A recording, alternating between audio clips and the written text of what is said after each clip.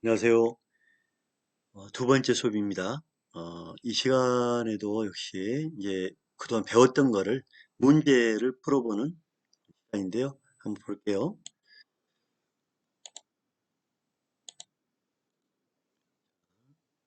배웠던 걸 한번 떠올리면서 한번 해볼게요. 관내 야산에 어떤 여자가 목을 메고 죽어 있다는 신고를 받고 출동한 경찰관이 현장을 관찰하여 살해 후 자살로 위장된 것으로 판단하였다면, 자, 사람이 목을 메고 죽어 있다. 그러면 이제 산에 가면은 이렇게 나뭇가지에다가 줄을 이렇게 매잖아요. 줄을 걸고 사람이 이렇게 매달려 있죠. 제가 이제 현장에 가보면 얼굴이 창백합니다. 현장 가면은 얼굴이 창백하고요. 숨을 못 쉬어 죽었기 때문에 얼굴이 하얗고 약간 침을 흘립니다.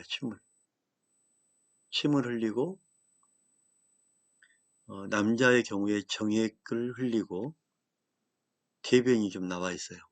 그리고 여기 앞에 소주병, 안주가 이렇게 있습니다. 자, 이렇게 이런 상태예요. 대부분. 근데 자, 자살로 위장한 거로 판단했다. 그러면 우리가 볼 때는 이런 경우에는 이 안쪽만 피해야 되죠. 안쪽만. 그죠? 안쪽만 피해야 되는데 그렇지 않고 다른 부분이 나타났다면 다른 부분을 우리가 의심해 볼 만하겠죠? 시체의 어떤 상황을 관찰하고 이렇게 판단하였겠는가? 실제로 목의 끈자국이 끈과 일치되고 있으며 끈자국 내에 이물이 없다. 그러면 이거는 자연 맞죠? 그 다음에 목을 매달 때 받은 손상 외에 신체에 다른 손상 흔적이 없다. 다른 데는 아무 흔적이 없다. 맞죠? 시체 바로 밑에 피해자의 것으로 보이는 정액이라든지 대변이 좀 나와 있다. 배설물이 있다. 맞죠?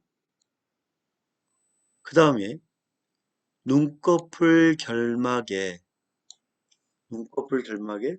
점출현. 이게 뭐냐면 주사바늘이죠. 주사바늘. 그 다음에 시체 얼룩이 등 부위에 발견됐다. 그러면 목을 매달았을 때는 시체 얼룩이 다리 밑으로 내려가죠. 다리 밑으로. 근데 등 밑에 있다는 거는 다른 데서 죽여서 자살로 위장한 거겠죠. 그죠?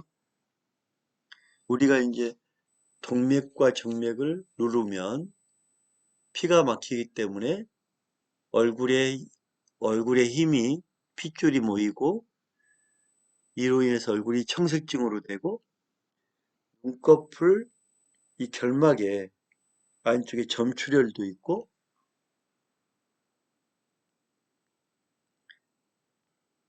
그 다음에 우리 뇌 장기에 울혈 피가 뭉쳐 있고 그래서 울혈 파도처럼 파도 모양처럼 울혈이 졌다. 4번이겠죠. 얼굴에도 울혈이 심하고 시체 얼룩이 시체의 등 뒤에 발견됐다면 거짓, 누군가가 거짓으로 목매물 의심해 보아야 한다. 전형적인 대부분의 완전 목매매에 있어서 얼굴과 눈꺼풀의 결막이 어떻다? 창백하다. 하얗다. 두 번째, 피경찰서 형사팀 D는 천장에 목을 메고 자살했다는 112 신고를 받고 현장에 출동하여 사체를 유심히 살펴보고 타살이라는 심정을 갖게 되었다. D 형사가 이렇게 판단한 이유는 끈자국이 아래쪽이 깊고, 자, 시체를 유심히 살펴보고 타살이라고 해요. 타살. 그죠? 타살. 끈자국이 아래쪽이 깊고 위쪽이 얕다. 아래쪽이 깊고 위쪽이 얕다. 그죠? 끈자국은 목 주위 부위를 평등하게 잘못되죠. 이쪽만 파이고 양쪽은 약하죠. 근데 똑같이 모두가 똑같이 자고 있다. 이거는 위에서 누군가 목을 끈으로 잡아다닌 거죠. 타살이죠. 눈꺼풀의 점출혈이 적고 얼굴이 창백하고 발등은 피가 모이기 때문에 암적색을 띈다. 맞죠? 끈자국의 끝매듭은 이 끈자국의 끝매듭은 반대쪽에 있다. 끝매듭이 있다면 맞죠? 2번이 잘못된 거죠. 거진 목매의 경우 활력 반응이 없고 끈자국은 평등하게 경부를 둘러싸고 있으며 때로는 손 졸림사의 경우에 나타나는 손톱 자국이 보이는 경우도 있다.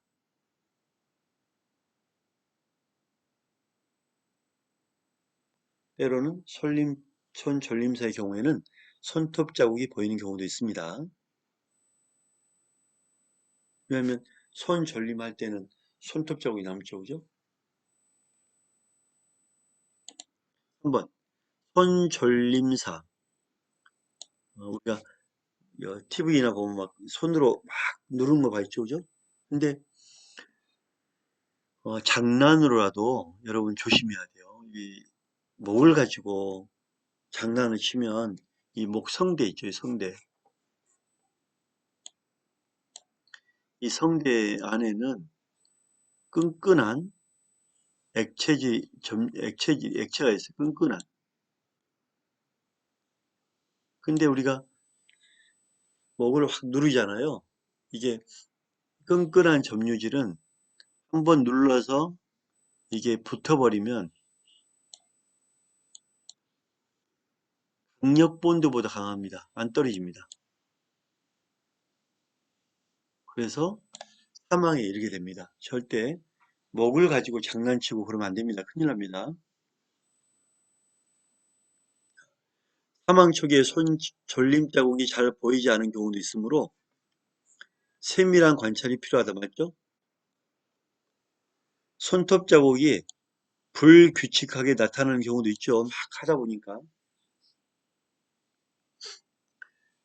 3번 손톱 자국은 아니 손끝 자국은 손톱 자국과 동반되거나 손톱 자국이 없더라도 목 주위, 코 주위에 손가락에 의하여 원형의 피부 및 출혈이 나타난다. 손가락 있죠, 손가락. 꽉 누르기 때문에 손가락 밑에 피부가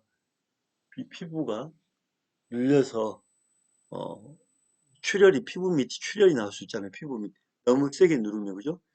피부 밑에 출혈이 됩니다. 멍든다 이거죠. 멍든다. 4번 손 졸림사는 대부분 타살이죠. 자살은 아니죠.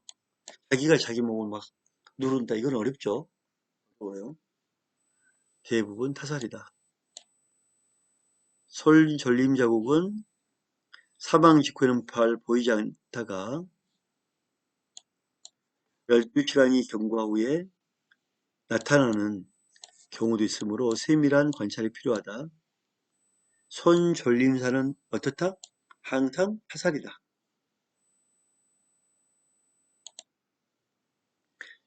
목매에 의한 시체의 외부 초경으로 타당하지 않는 것은 끈이 부드럽고 폭이 넓거나 끈자국이 깊이가 얕아 경기가 불명확하다. 끈이 아주 부드러운 편이거나 폭이 넓거나 굵을수록 큰 밧줄이야 굵을수록 끈자국의 깊이가 얕아 경계가 불명확하다. 목 앞부위와 목 옆부위는 하부 연조직이 섬세하여 끈자국이 깊고 뚜렷하게 나타난다. 맞죠? 끈자국이 뚜렷하게 나타납니다. 패이면서 걸치기 때문에 끈자국이 뚜렷하게 나타납니다. 끈자국에서는 일반적으로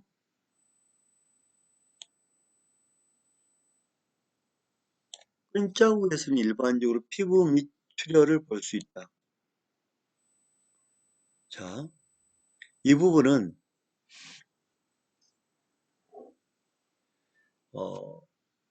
설명을 이렇게 한번 해볼까요? 이 끈이 있죠, 끈. 그죠? 이 끈이 있으면 이 끈으로 이 팔을 감습니다. 감아서 자, 이렇게 잡아다녀요. 잡아다니면 여러분 보시는데 끈으로 눌린 자리가 있죠. 끈으로 눌린 자리가 있고 끈이 세게 잡아다니면 끈이 눌리고 양쪽에 끈 옆에 피부가 튀어나오죠. 이렇게 튀어나오죠. 그죠? 튀어나오죠. 그러면 끈자국에서 눌린 자국과 옆에 부분이 있단 말이에요. 그래서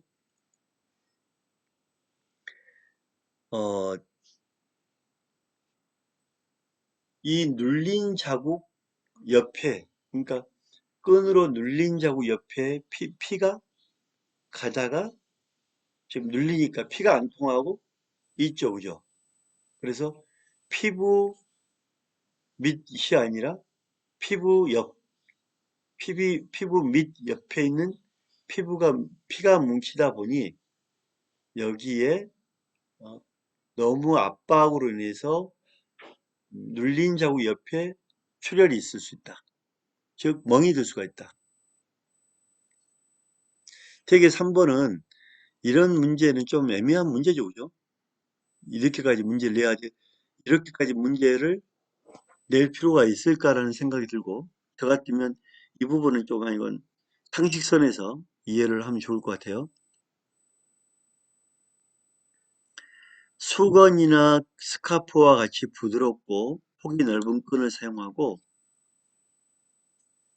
사망 직후 바로 끈을 제거하였다면 끈자국을 볼 수 없을 수도 있다. 맞죠? 자, 답은 3번인데 볼게요. 끈의 힘에 의하여 피하의 혈관이 파탄되더라도 끈이 계속적으로 압박하기 때문에 혈액이 피하 조직에 침입할 수 없어 끈자국에서는 일반적으로 피부 밑출혈을 볼 수 없고 어디서 볼 수 있다? 지금 제가 눌렀던 자리 옆에 보면 푹 파였고 옆에 지금 나왔죠? 이 옆에 부분이 지금 보면 피가 뭉쳐서 약간 피부 눌린 자국이 아닌 옆 자국에 피가 뭉쳐서 약간 지금 부풀어 올랐어요. 양쪽 옆에가 부풀어 오른 데가 피하 출혈입니다. 그러니까 그 얘기입니다. 피부 밑에는 상관없는 거 없다. 이렇게 본 거죠. 이거 한번 그려볼게요. 끈자국에 눌려서 피부가 지금 제 팔목에 보면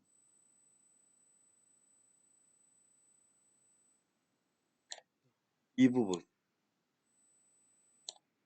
끈자국에 눌린 이 부분 피하 밑이 아니라 옆부분 이 부분이 지금 멍든 거죠. 올뚝 펴있죠 지금 옆부분. 자, 그 다음 자, 손상사에 대한 상처에 대한 설명으로 적당하지 않은 것은 타박상은 타박, 피부 타박, 강타, 맞아서 박힌 상처. 자, 맞아서 거기에 대한 맞은 힘에 따라 나타나는 상처. 일반적으로 외력이 가해진 부위에 발생하나 때로는 그 부위의 주변이나 멀리 떨어진 곳에서 형성될 수가 있다. 탁 때렸는데 그 자리 아니라 옆자리. 그죠? 피가 힘줄이 놀라면서 근처 형성될 수 있다. 좌열창. 열창이라는 거는 어, 가라앉는다. 밑에 열창, 즉 가라앉은 상처. 가라앉았다 찢어지지 않고 가라앉았다는 거는 망치 이런 거죠. 망치 그죠? 둔기. 망치는 둔기죠. 둔기로 가격을 받거나 뭉뚱한 뭐 벽돌이라든지 돌멩이라든지 부딪혀 피부가 가라앉은 상처, 찢어지는 손상으로 하창은 망치를 내리쳤을 때 찌은 상처, 가라앉은 상처. 열창은 열. 열이라는 거는 때리면서 열이 생겨서 때리면서 열이 생기고 그 힘에 따라서 피부가 그 방향으로 쳐지겠죠. 피부를 땅 때리면 피부가 맞으면서 왼쪽으로 피부가 쳐지겠죠. 그죠? 찢긴 열창, 찢긴 상처라고도 표현을 한다. 어, 망치가 내리치는 방향으로 가면서 생기는 상처, 내리치는 방향으로 피부가 쏠리는 현상, 열창. 얘기란 거는 날카로운 거죠. 칼, 사시미 칼, 날카로운 기계, 즉 칼로 별창, 베다, 베인 상처, 절창. 창은 상처죠, 창. 그 다음에 상처 가장자리의 불규칙함이나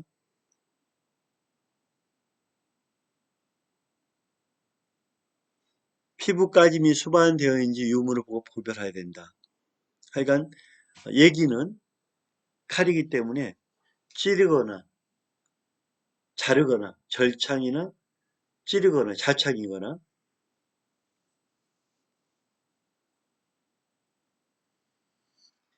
도끼, 둔기죠. 도끼. 활창이라죠. 활창. 활창이 벌어진다. 활. 크게 벌어질. 벌어질. 상처. 자, 활창이로 내리치면 피부가 벌어지고 뼈가 골절되죠. 도끼나 삽, 낫등에 생긴 상처를 자창? 자는 찔린 거잖아요. 얘기에 의한 얘기. 이거는 활창이죠, 활창. 활창이라고 하는데 잘못됐죠? 자창은 얘기로 칼에 찔린 상처는 절단면이 깔끔하고 외력의 힘이 크게 작용하기 때문에 상처 주변에 피하 출혈이 없는 대신 직합한 골절이 수반될 수 있다. 하여간 이게 잘못된 겁니다. 4번 표피, 피부가 떨어져 나가는 것. 피부의 바깥층 표피가 벗겨져 나가 진짜 피부가 노출되는 현상으로 소피부가 나오는 현상으로 대부분 둔기에 망치 등의 압박, 마찰이 형성될 수 있으며 피부까지 피부가 까졌다 그러죠. 피부까지를 표현한다. 그래서 중요한 거는 예기에 의한 자창, 둔기에 의한 좌창, 도끼에 의한 활창. 자, 활창 벌어진다. 벌어질 뭐 1할 2할 벌어진다. 그래서 도끼 등 무겁고 날이 넓거나 두꺼운 흉기에 의한 상처는 활창이 난다. 큰 칼 상처를 한다. 맞죠? 3번이 잘못된 겁니다. 시체의 초기 현상이 아닌 것은, 자, 시체가 초기에 사망을 하면 먼저 딱딱해지죠.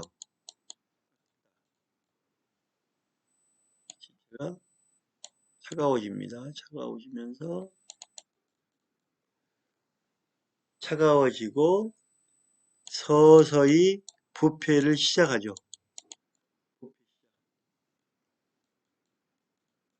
이때까지의 초기 현상이겠죠. 자, 부패가 이제 부패가 시작되는 거죠. 그죠? 자, 그러면 사람이 처음에 죽었다. 그러면 딱딱해진다. 그 다음에 건조해진다. 차가워진다. 냉각. 피가 아래로 내려간다. 맞죠? 시체가 썩어져 가는 거는 초기는 아니고 시간이 흐르면서 2번.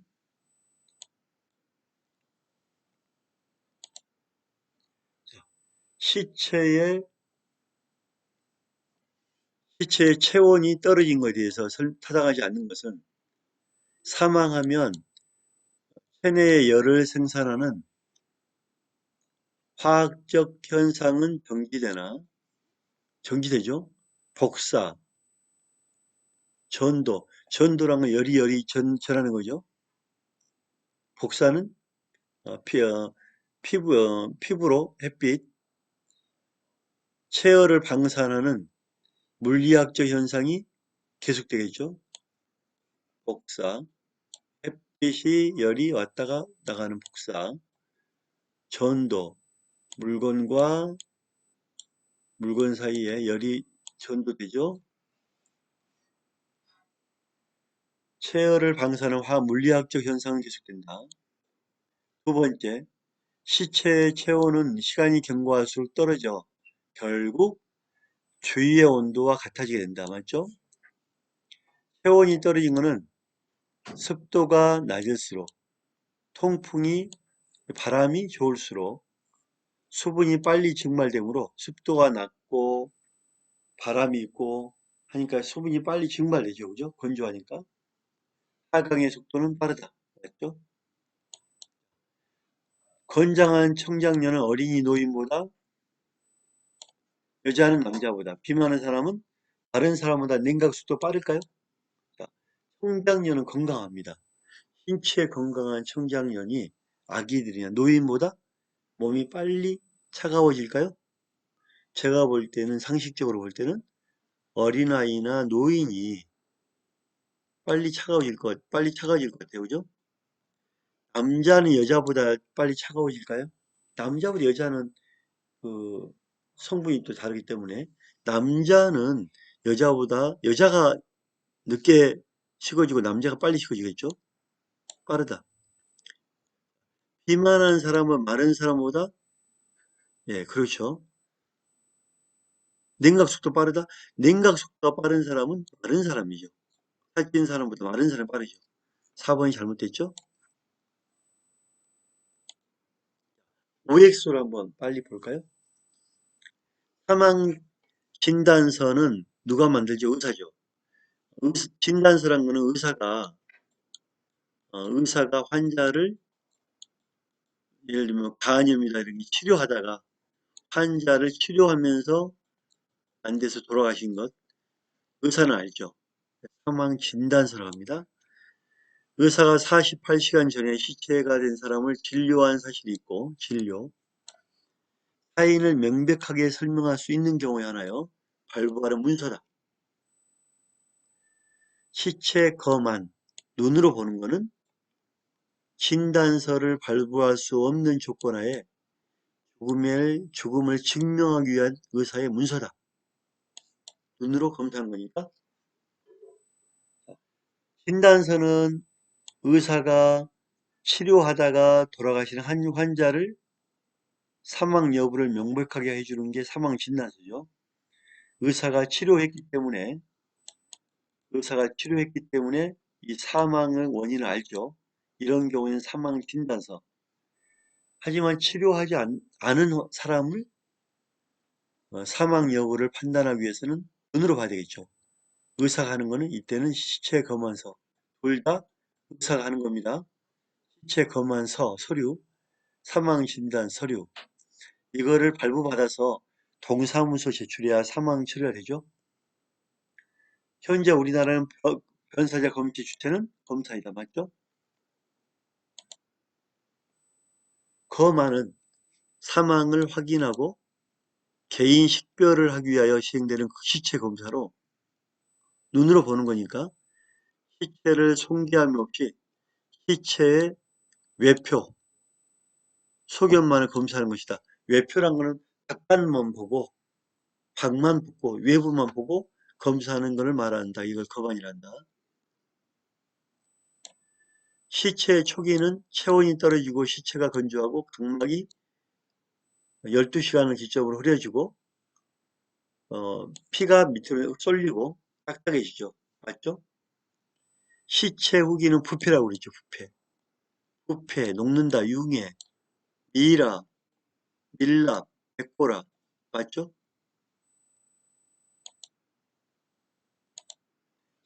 활력 반응이란 거는 망치로 내려쳤을 때 맞은 피부가 쏠리는 방향을 활력 반응이랍니다.